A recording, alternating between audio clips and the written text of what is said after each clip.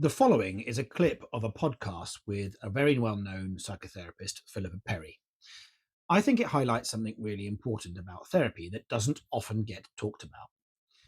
For context, just to say that I think we all slip into this sometimes. And she's on a podcast here and not in the therapy room. So let's remember that.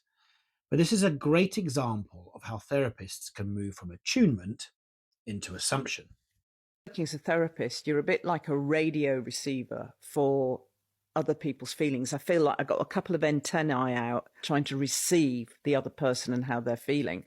And if you've done a sort of 6 to 8 hour day, and Yeah. I'd be sitting next to somebody on the bus and I think, I've got to move. They're so depressed. Yeah, you can And it's feel it. And it's not that they're sitting there rocking like a stock photo of depression. They might just be sitting there being normal, but you just pick it up.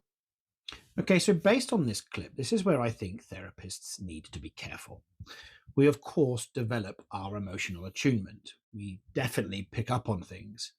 We notice tone, body language, energy, emotions, and all of that stuff. But picking up on something is not the same as knowing. We are not emotional psychics.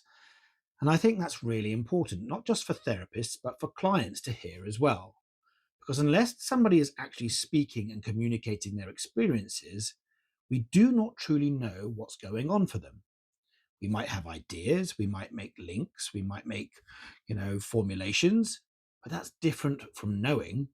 And the danger is that once we move into assumption, we stop being curious.